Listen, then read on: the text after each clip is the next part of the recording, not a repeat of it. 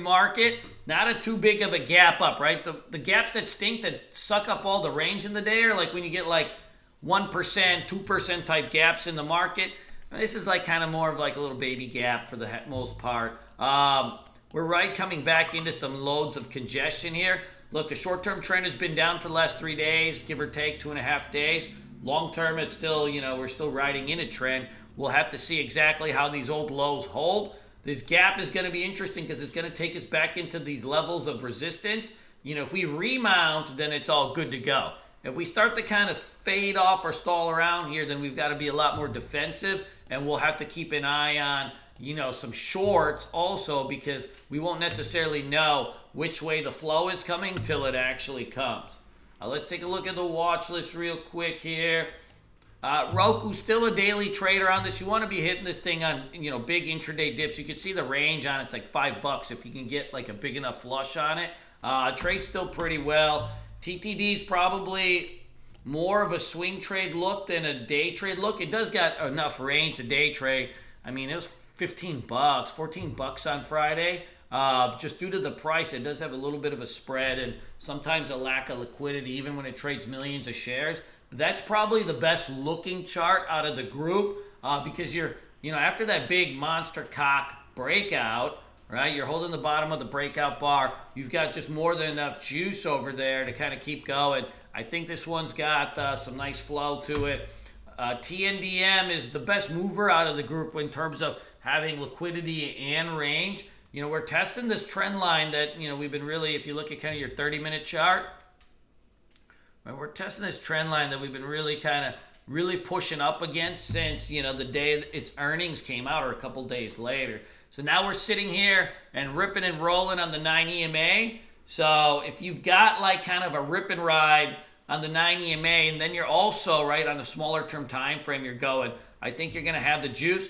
Only thing is, right, make sure it's released over its trend line before you start taking it for day trades. Like if you start taking it for day trades before it's actually broken resistance on the bigger picture, what happens is this kind of action. See how like you spike and you fade and you spike and you fade, you spike and you fade. You spike and fade a lot if you haven't broken on the daily, right? If you haven't broken on the daily, then your intraday will have a lot more spike and fade action. But what happens is when you break on your bigger picture, then all those dips coming back to support on that breakout get supported. And that's the difference, right, between an anticipation trade and a confirmation trade. When you're anticipating the trades before it actually breaks out on the daily, you've got to kind of sell the rips because you haven't broken out yet. So there's always that small caveat between, right, taking a day trade before it's gone and taking a day trade after it's gone. So just always kind of keep mind of that. Keep Yeti on the list here. We've got a nice kind of consolidation range that's been breaking here. You dipped down the 20 SMA and remounted the 9, which is actually a powerful sign. Anytime you get remounting action on an IPO type stock that's just had an earnings, that's always pretty good. This Upland, my worry on this one is this was a big time breakout, a breakout to all-time highs, and it was an IPO stock. Worry on this one's going to be, if it only did 2 million shares in volume on Friday, the day of its earnings, is it going to have the liquidity that it needs today post-earnings? Sometimes they fizzle out a little bit, and so we'll have to kind of keep mind of all of that. Not as many good gappers as there were a couple days ago, but you still have just enough here. Hold on here. What the fuck? You got this Boeing. I guess they're running around just fucking blowing up their planes, and so now this thing is just getting demolished over here. Word to the wise, don't fly on Boeing. Second rule, thank God, us Indian people, we only fly in Spirit Airlines. Their planes are like 40, 50 years old, so I don't even got to worry about this, right? But now this thing is getting smoked, so we're going to have room down to 360. I think that we've got to take these people down because they're evildoers, right? And we know what we say about these type of people.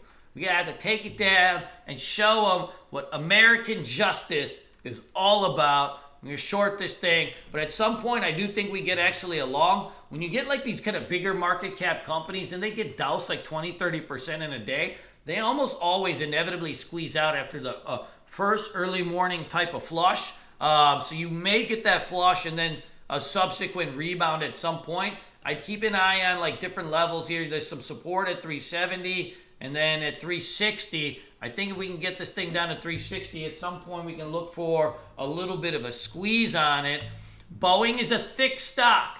Okay, so one thing to remember is when you have like a thick stock, like with $250 billion market cap, it's algo city. Nowadays, algos are a lot easier to trade than they used to be. You know, 5-6 years ago, algos were fucking up all the day traders. But now what the algos do is they trade these big cap stocks and make them trade like small cap stock. They just turn them on at the exact times we're all looking to play them anyways. So it actually ends up helping. We'll have to watch and see which way they turn the jets on. My guess is we get an initial flush at the open and then a squeeze later in the day. But I don't know. We'll let the trend set and dictate which way we've got to go with this.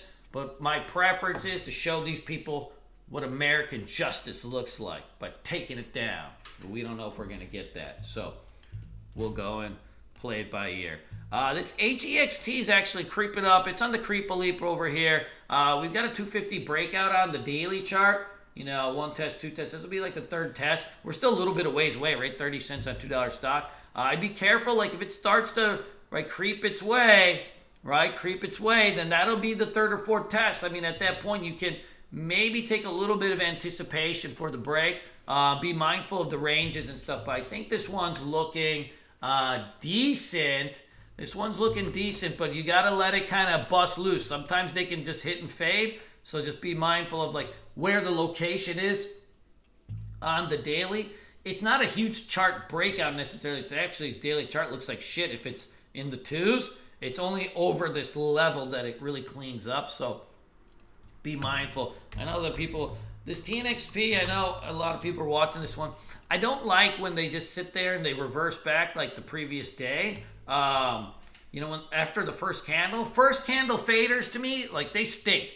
They're super hard to trade. So the question's right, like, okay, does it fade off at the old highs or does it break above and hold, right? So you'll have to be mindful of 2 things. This is only a 2nd test. So ideally you want it to break above and hold because now you're like kind of right at that resistance spot. So who knows? It has a chance to be a ripper, but ideally you need this thing to bust loose and then hold. Unless you're in this thing from pre-market. I know some of you guys actually wake up early and shower and, you know, you can really kind of roll around with it. Hey, Charlie, this is just called TC2000. It's made by Warden. It's, you know, only like probably about 40, 50 bucks a month. How you doing, brother? Hey, Wayne, how you doing? Yeah, you are starting to creep.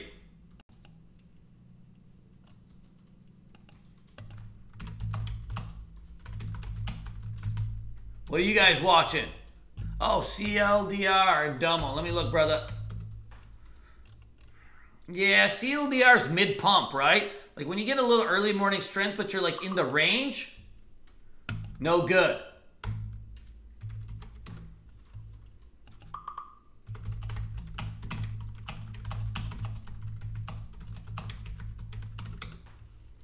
This one is also mid-pump. It looks okay. Like you're probably in the bounce spot, but it's not clean because you may just kind of run right into this thing.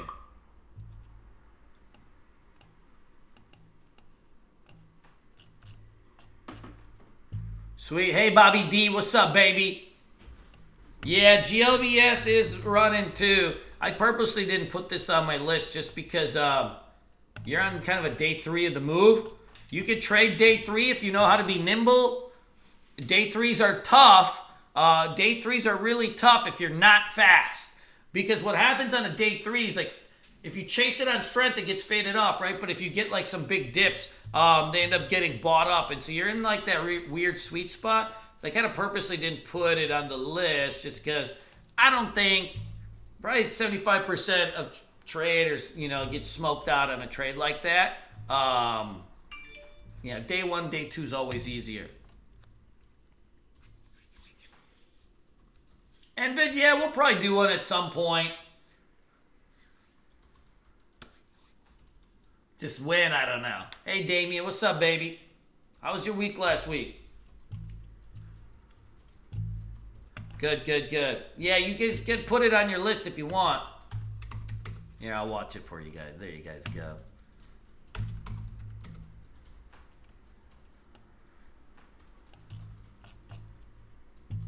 Good, good, good, good. Yeah, we got AGXT too. I think that 250 is still going to be the spot where you got to get over. Otherwise, you're going to be in this congestion zone over here. And at that point, you know, who gives a shit?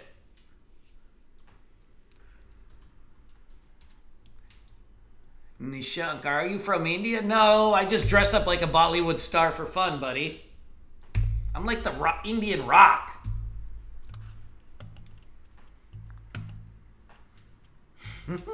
Hey, Asima, how you doing, baby?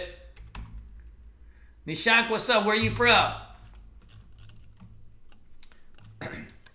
This one looks okay, Asima. It doesn't have much liquidity. It's not a good day trader.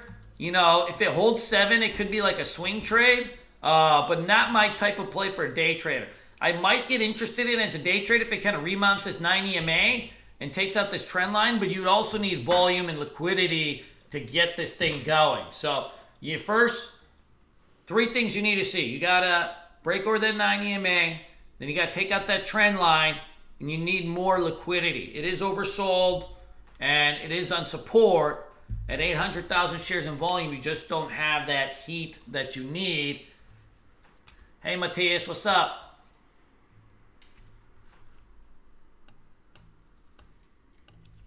Good, good, good, good. All right, guys, it's Monday. You know what we got to do. I'll be in the boom boom room if you need me.